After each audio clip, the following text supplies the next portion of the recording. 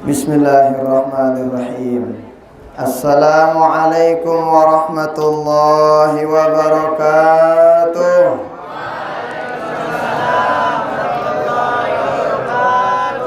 Alhamdulillah. Alhamdulillahilladzi faddala bani adama bil ilmi wal amali ala jami'il alam. Wassalatu wassalamu ala sayyidina Rasulillah sayyidil arabi wal ajam wa ala alihi wa ashabihi wa man da'a bi da'watihi wa sanna bi sunnatihi wa salaka tariqahu wa manhajahu ila yaumil ba'ts wal qiyam. Allahumma salli ala sayyidina Muhammad wa ala ali sayyidina Muhammad. Rabbi syarah li sadri wa yassir li amri wahlul 'uqdatam min lisani yafqahu qawli, amma ba'du. Yang sama-sama kita muliakan, yang kita hormati Bapak dan Bapak Kepala Sekolah, segenap para guru-guru kami, adik-adik sekalian yang saya cintai, rahimani wa rahimakumullah, hafizakumullah. Alhamdulillah wa syukurillah, kita bersyukur pada Allah Subhanahu wa ta'ala. Pada sore hari ini kita diberikan izin oleh Allah bersama-sama hadir dalam majelis taklim. Adik-adik, mulai jam sekian lagi ngapain adik-adik sekalian? Tidur? Atau lalu ngelamang? Adik-adik nih, Nina, apa gawe EP? Meriap. Pada hari ini adik-adik sekalian, kegiatan-kegiatan keseharian kita tunda dulu untuk memenuhi panggilan Allah. Tahu adik-adik sekalian, itu pahala bagi orang yang gemar nuntut ilmu, gemar bersekolah. Tetap aja sekolah adik-adik. Sekalipun le sekolah ngantok-ngantok, le sekolah atau ngantok nih ngumbi-ngumbi. Sekalipun sekolah nyukup-nyukupin, hadir aja. Kenapa? Kata baginda Rasul tuh, julusuka sa'atan fi majlisil ilmi khairul laka min salati alfi rakaat. Wahai Ibnu Mas'ud, dudukmu sebentar di majelis ilmu. Nih, lihat sebentar. Sa'ah itu bukan berarti 1 jam, tapi semenda. Apa kata baginda Rasul? Lebih hebat daripada sholat 1000 rakaat. Adik-adik arak sholat 1000 rakaat sih deh nih? Dara, terang. Nih adik-adik sini na arak epe? Dara. Oh, ndak ada yang sholat 1000 rakaat. Kadang sholat tarawih aja milih nepe imam. Milih. Oh, dilihat siapa jadi imam itu. Dulu ya lemas. Kenapa? Dilihat imamnya lambat. Itu baru 23, itu baru 8. Apalagi salat 1000. Maka duduknya kita sebentar adik-adik sekalian, sekalipun hanya sebentar. Nih, kita niatin banyak-banyak kebaikan pada saat hari ini. Kita niatin silaturahim kepada guru-guru kita. Kita niatin silaturahim kepada teman-teman kita. Kita niatin untuk nuntut ilmu. Nih, pahala yang didapatkan sama orang yang gemar hadir taklim kayak begini, seperti yang tadi kata baginda Rasulullah sallallahu alaihi wasallam. Maka mudah-mudahan kehadiran kita dicatat oleh Allah Ta'ala sebagai amal ibadah, dan mudah-mudahan kita diberikan keistiqomahan pada perbaikan dan kebaikan. Amin. Salawat beriring salam kita hadiahkan kepada baginda Rasulullah sallallahu alaihi wasallam. Mari kita bareng-bareng bersalawat. Sallallahu ala Muhammad, sallallahu alaihi wasallam, sallallahu ala Muhammad, sallallahu alaihi wasallam. Ya Nabi salam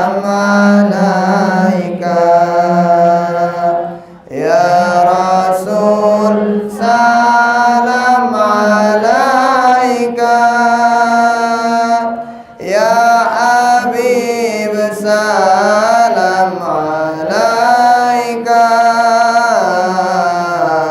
salawatullah alaika. Tuh adik-adik sekalian, salawat yang kita baca itu bukti kita cinta kangen sama baginda Rasul. Kalau ada orang baca salawat, itu disebut sama baginda Rasul, sama nama orang tua kita nanti. Ya benar, kita nggak pernah dilihat sama baginda Rasul. Tapi kalau gemar salawat, tuh insya Allah nanti baginda Rasul tanda kita. Nah, mudah-mudahan kita semua yang hadir, yang berniat hadir ada uzur, menyaksikan dimanapun berada, mudah-mudahan kita semua mendapatkan syafaat beliau di dunia sampai akhirat. Amin, amin ya rabbal alamin. Adik-adik sekalian, rahimani wa rahimakumullah, hafizakumullah. Tentu dalam kehidupan kita pasti kita pengen jadi orang yang sukses. Milih adik-adik sukses. Milih dia jadi dengan sukses. Nih adik-adik si mama, milih. Semua orang senakal-nakalnya kalau tanya pengen sukses, pasti pengen.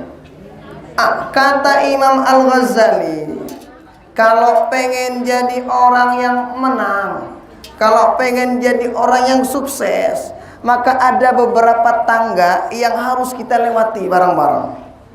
Nah, jadi kita itu kadang pengen sukses sendiri, tapi jarang pengen sukses bareng-bareng. Yang cakep itu sukses bareng-bareng. Ini sekolah kita bakalan cakep tuh kapan? Nih kata yang Al-Ghazali, apa kata beliau? La ghalabata illa bil quwwah, wala quwwata illa bil ittihad, wala ittihada illa bil musyawarah. Pertama, kalau pengen jadi orang yang sukses, kalau pengen menang, nih adik-adik sekalian, harus jadi orang yang kuat. Kuat.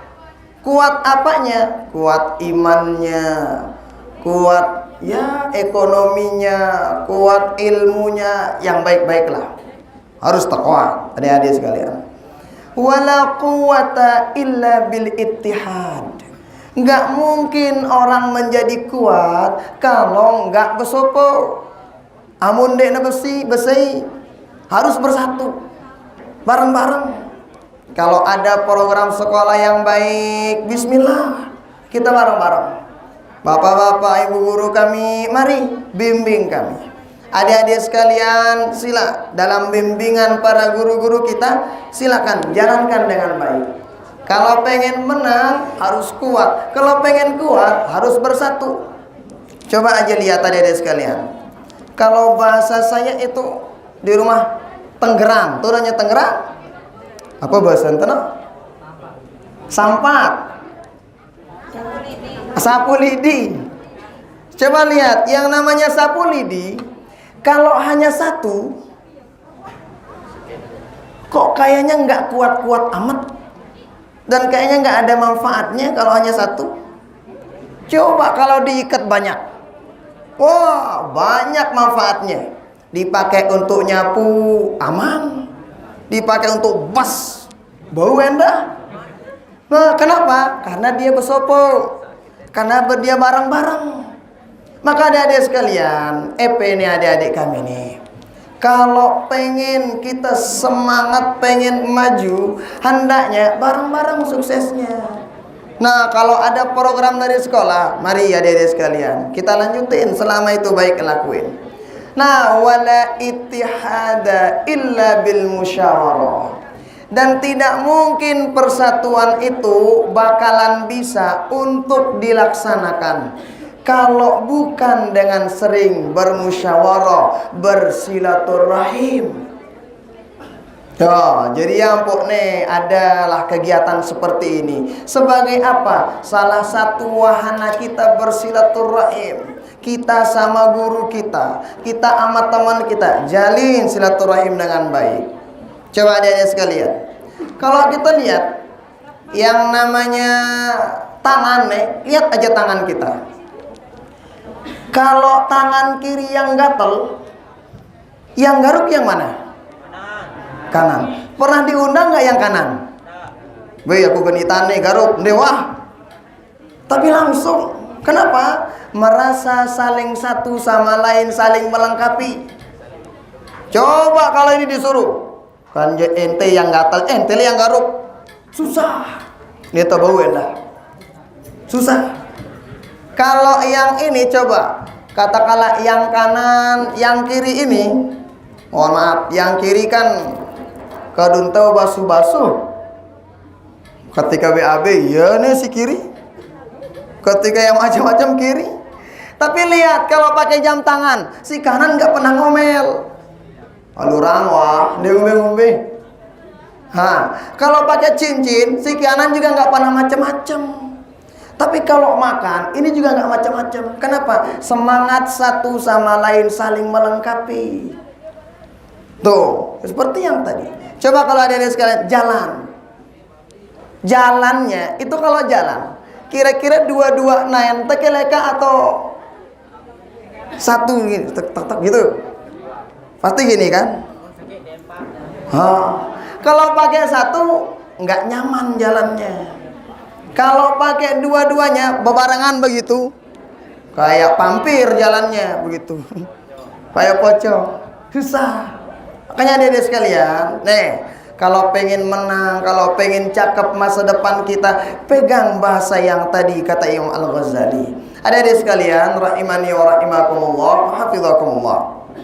Sekarang ini kan kita lagi nuzul Quran nih. Ada dijelasin dalam Al-Quran, itu ketika Allah Subhanahu wa ta'ala itu memuji sosok hambanya yang sangat luar biasa, sosok baginda Rasul. Apa katanya?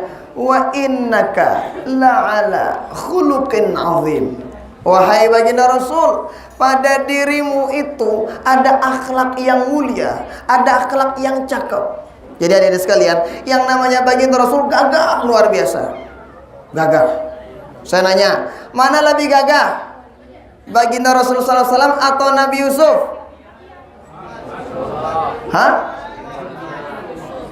Oh bingung ini ulama-ulama SMK 7 ini. Mana yang lebih cakep? Baginda Rasul atau Nabi Yusuf? Oh ada yang bilang Nabi Yusuf. Kan dalam Al-Quran tuh yang namanya Nabi Yusuf, kalau ada dulu di Mesir, cakepnya Nabi Yusuf luar biasa. Jadi di Mesir tempatnya Nabi Yusuf itu. Jadi di Mesir itu kan ada Fir'aun, macam-macam. Yang namanya Fir'aun itu ada sekalian. Itu pernah kami ke sana dulu ketika di Mesir. Ternyata seharian kita keliling istananya nggak habis. Belo panjang. Tiangnya kita bertiga giniin nggak bisa. Makanya nyocok kalau katanya tuh yang namanya Fir'aun satu kali makan satu onta yang habis. Kalau kita enggak, satu ayam sekeluarga ngelorangnya. Kalau namanya Fir'aun, kita enggak heran ternyata la haula wala quwata illa billah. Istananya aja begitu tuh, ada masih peninggalannya. Nabi Yusuf gagahnya luar biasa dari sekalian. Mesir tuh pernah dilanda kekeringan. Orang pada kelaparan, musim paceklik. Orang Mesir ketika kelaparan, dilihat wajah Nabi Yusuf. Kata para ulama, 4 bulan bau dia lebah kelor. Kenapa? Saking gagahnya Nabi Yusuf. Amun ada aja kita tapi selekan telapar.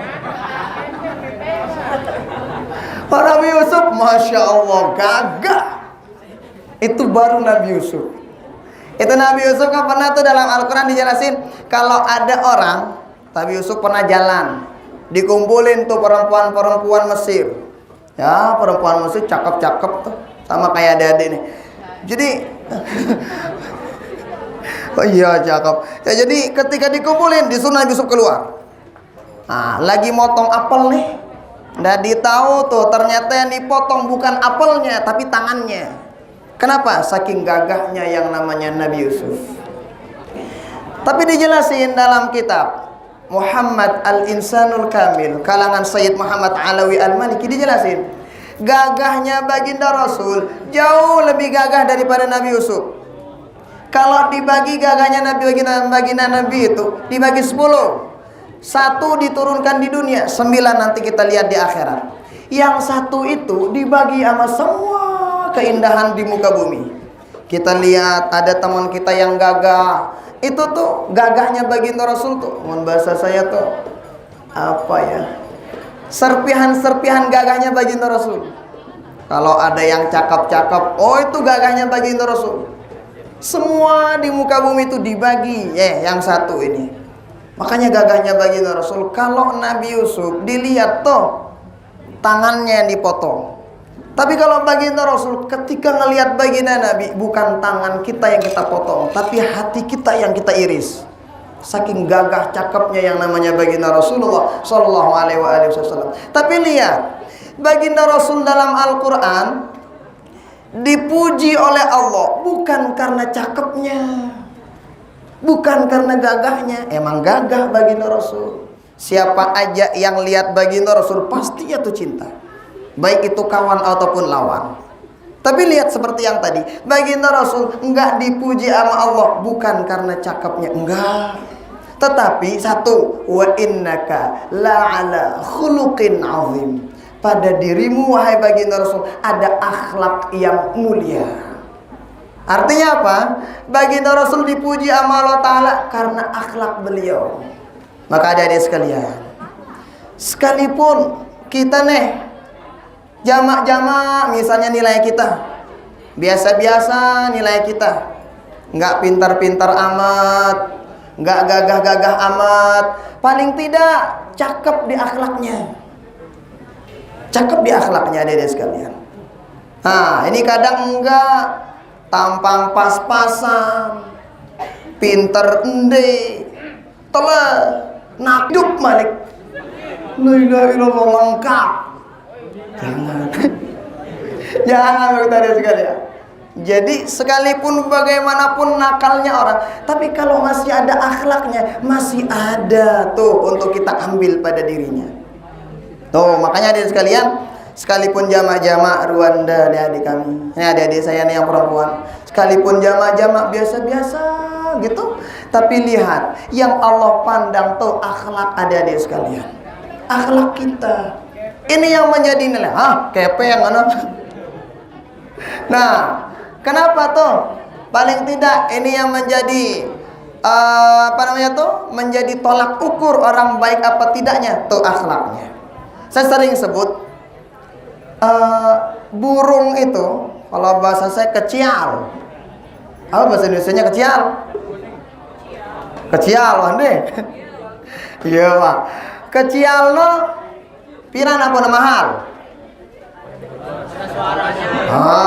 Karena suaranya, mohon bahasa tiang kuat dimuni. Cacat macam.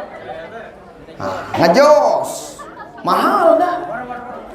Nih, kalau adik-adik sekalian, kalau sida nih adik-adik, daman sida kita dengan kuat ngerawas. Oh, ndek mana. Kenapa? Bukan di sana tempat harga kita. Sapi itu kapan dia mahal? Gemuk. Kalau dagingnya banyak.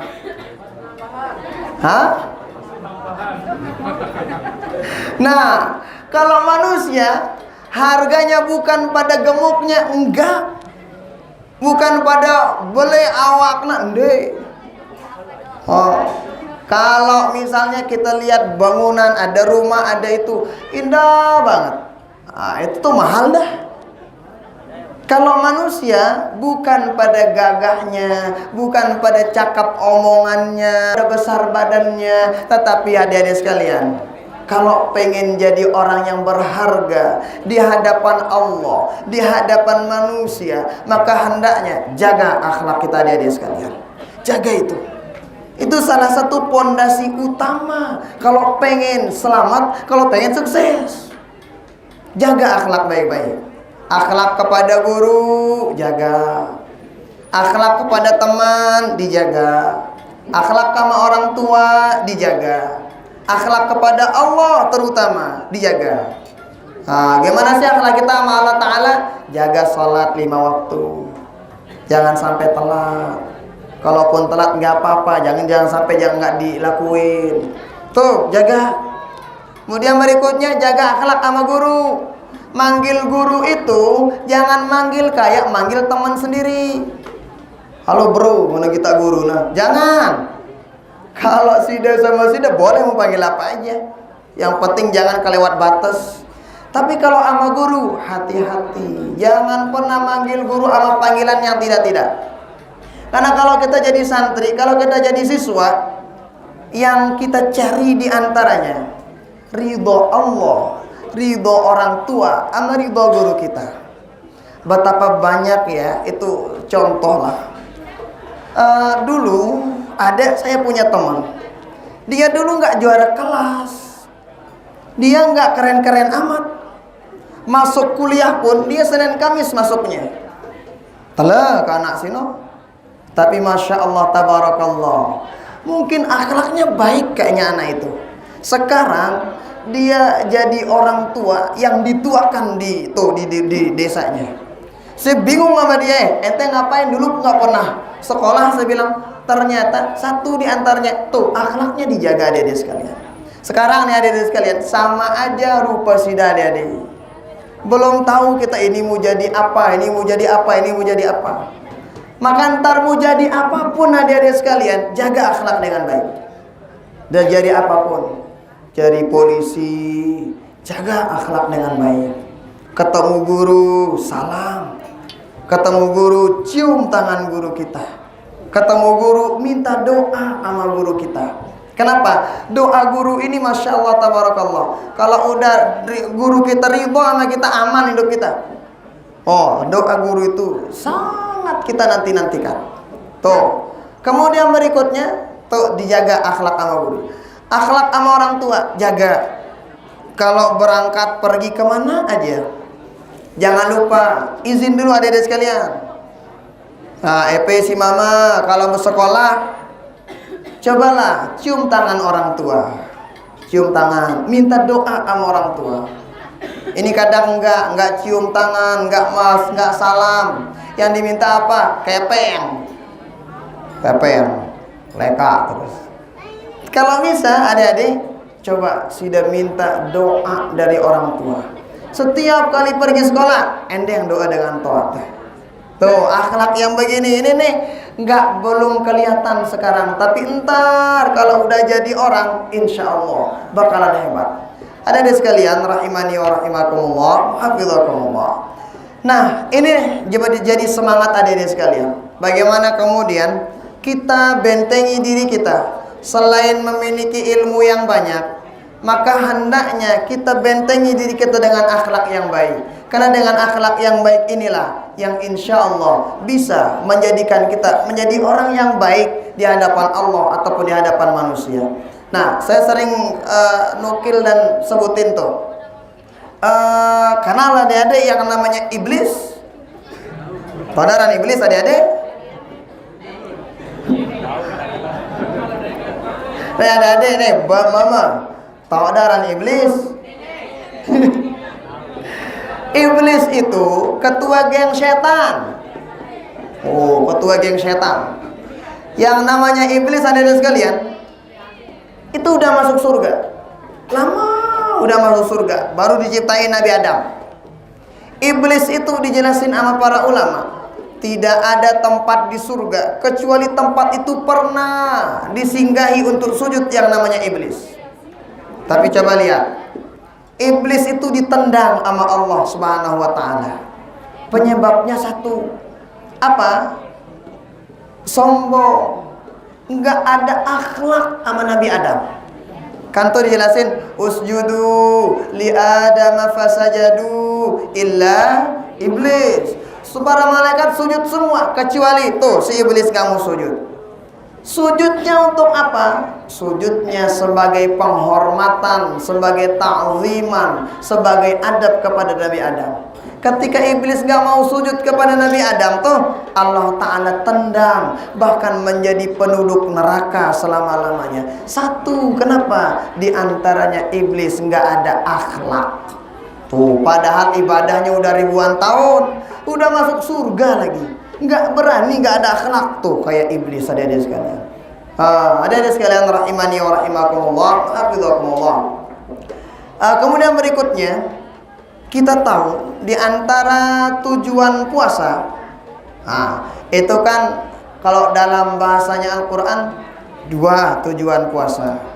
Yang pertama la'allakum tattaqun, supaya jadi orang bertakwa. Yang kedua la'allakum tashkurun, jadi orang yang bersyukur. Kalau dalam surat Ali Imran, tanda orang bertakwa ada 3. Wasari'u ila maghfiratin min rabbikum wa jannatin 'arduha as-samawati wal ard u'iddat lil muttaqin alladzina yunfiquna fis sarra'i wad dharra wal kadhimina al ghaidha wal 'afina 'anil nas wallahu yuhibbul muhsinin. Ada 3 ciri-ciri orang bertakwa dari sekalian. Pertama, alladzina yunfiquna fis sarra'i wad dharra, orang yang gemar sedekah baik dalam keadaan ada ataupun tidak ada, dalam keadaan banyak rizki ataupun lagi konslet rizkinya, sedekahnya tetap. Kata Imam An-Nasafi dalam tafsir beliau, tafsir Al-Quranul Jalil, dijelasin jilid 1, yang namanya sedekah itu bukan sekedar sedekah duit, enggak. Sedekah yang paling afdol kata beliau apa itu? Sedekah menggunakan ilmu. Makanya Bapak Ibu guru tiang, Bapak Ibu guru kami perlu setiap hari ngajarin adik-adik, ngajarin kami ilmu. Itu berarti salah satu udah dapat satu tangga menjadi orang yang bertakwa. Tuh satu. Apa itu? Sedekah. Dengan apa? Dengan ilmu. Maka itu afdolnya sedekah pakai ilmu. Oh, pertama. Kedua, wal kadhiminal ghaidha, yang nahan amarah. Kalau ada murid yang gak jelas misalnya, tahan amarah. Apalagi dalam bulan puasa, beda. Becat tegedek, tuh telapar, macem lah. Makanya tahan. Tahan amarah. Nah, kemudian wal afina 'anin nas. Yang ketiga itu apa? Saling maaf, memaafkan. Gampang ngemaafin orang. Nah, dari sekalian, kalau ada di antara kita yang masih ada kekeliruan satu sama lain, ndak usah nunggu hari raya baru saling maafin. Sekarang saling maafin, besok hari raya saling maafin. Para guru-guru kami juga begitu. Kalau kami ada keliru, kalau kami ada salah, baik di ketika Pak Guru ngejelasin dan lain sebagainya. Nah, nih adik-adik, mohon maaf kepada guru kita, entar dimaafin, itu luar biasa. Nah, supaya apa? Supaya kalau udah seperti yang tadi, kalau udah ridho guru kita dapetin, adabnya kita cakep, ilmunya juga dapat, insya Allah bakalan selamat, insya Allah dunia ataupun akhiratnya. Hadirin sekalian rahimani wa rahimakumullah, hafizakumullah. Maka oleh karena itu, di sini EP dididik adik-adik untuk bagaimana memiliki ilmu dunia yang hebat, ilmu akhirat yang hebat juga. Kalau udah duanya dapat, aman hidup EP adik-adik. Oh, jadi jangan disepelekan juga ya ilmu akhiratnya.